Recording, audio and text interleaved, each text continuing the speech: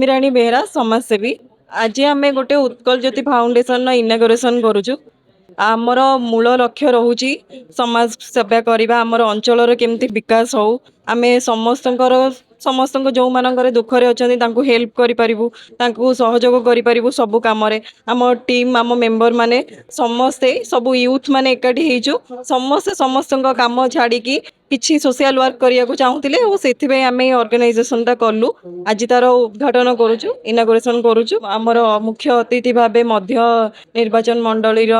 विधायक श्रीजुक्त अनंत नारायण जेना अच्छा, माननीय मेयर श्रीमती सुलोचना दास आम पाखे अच्छा, 38 नंबर वार्ड कॉर्पोरेटर आम पाखे अच्छा पद्मदास जेना। तो से भी समस्ते आमर सबू गुरुजन माने भी आमको आशीर्वाद देइचंदी कि तमे कर, आमे तम पछरे अच्छु। आमे समस्त माने आमे पूरा ओडिशार जहाँ भी प्रॉब्लम रोची, धर मेडिकल काम, ब्लड जार दरकार होची, परिवेश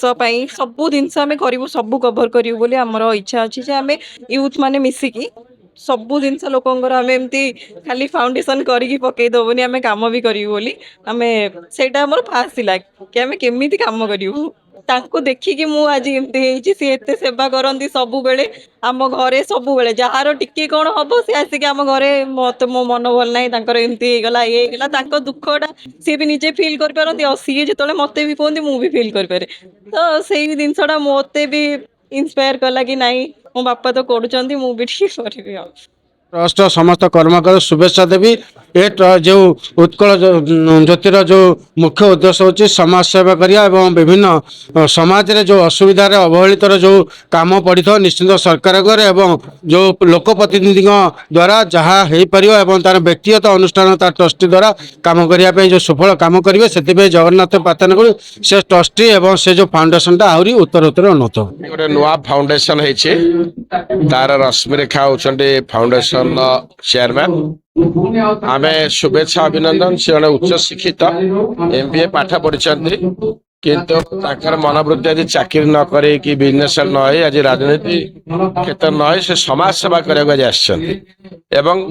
पिता थे समाज सेवा करते 2 थर कॉर्पोरेटर थे। आम मैंने कृतज्ञता जनाऊँ प्रभु जगन्नाथ प्रार्थना कर मनोबल अनेक युव छात्र को लेकिन से संगठन कर संगठन ताकर जो उद्देश्य रही समाज सेवा करेंगे, लोक मान पाखक जी अंचल विकास करेंगे। आज अंचल ग्रामर सबू कमिटी सबू मुरबी माने महिला माने सहित रहीकि उत्कल ज्योति केमती ज्योतिर अर्थ ज्योति जमी आहरी अग्रगति हम ज्योतिर जमी तेज ज्योति समस्त बारे पहुँचब ये जो लक्ष्य रखिंट से लक्ष्य को परिपूर्ण करने समस्त सहयोग रहे। मुझे आशा करुच्ची उत्कल ज्योति सब एमती ज्योति रही एवं तार उद्देश्य जो अच्छी प्रणोदित हम और लोक मान पहुंची समाज सेवा जमी आगे जाए बोली सब आशा विश्वास। सागर बलवंत राय युव समाजसेवी वार्ड नंबर 39। देखो प्रथम मु समस्त नमस्कार जनइबी। आज गोटे आमर आनंदर दिन आम जेहेतु आमर गोटे नयापल्ली अंचल बेहरा साईर आमर सान भौणी रश्मिराणी बेहरा जो आज आमर उत्कल ज्योति फाउंडेशन शुभारंभ करचंदी से बेस खुशी लगुच जहा हो। आज आम जो ता सहित आमर आज मुख्य अतिथि भाव थे आमर श्रीजुक्त अनंत नारायण जेना महोदय, आमर अतिथि थे आमर मेयर सुलोचना दास महोदय, ता सहित आमर पद्मजा प्रियदर्शन जेना कॉर्पोरेटर थे, सहित आमर पवित्र राउतराय आरंभ करी आमर नटभर सामंतराय, आमर पूर्वतन कॉर्पोरेटर चगलाई आरंभ करी पिंटुआई आरंभ करी नभय आरंभ करी जाओ गोटे माने भाईचारा सृष्टि है। आमर युव संगठन पुणी आहरी आगू को आसला कहीं सी भी MBA पढ़िया परे चाकरी की न प्रिफर करी सी आज समाज सेवा करने आगे आगे आसी कहीं आम देखिथे दीर्घ दिन में आजिकल सबू संगठन रे युवक मानकर निहाती आवश्यक कहीं युवक जोट रे से ही आगू को सब जिनस जीव कहीं दीर्घ देखिथे आमर जो आमर भी गोटे विराट बड़ जो गणेश पूजा हुए संगठन आपण माने माध्यम हम बहुत परिचित लाभ करूँ से भी बहुत युवक आम सहित हाथ बढ़ाती से मुझे गोटे एग्जांपल देली आमर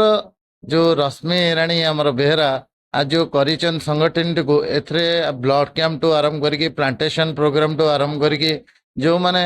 किए मरी जाऊे तांकर जो असहाय किए साहाय्य करिया नथे से भी टीम सहयोग कर खाद्य बंटन टू आरंभ करके सबुतरे सहयोग हाथ बढ़ेब से मु आमर उत्कल ज्योति संगठन को टीम की धन्यवाद दौची आगू चलतु आमे भी समस्ते हाथ बढ़े सहित मिसिकी हाथ मिसेकी चलू।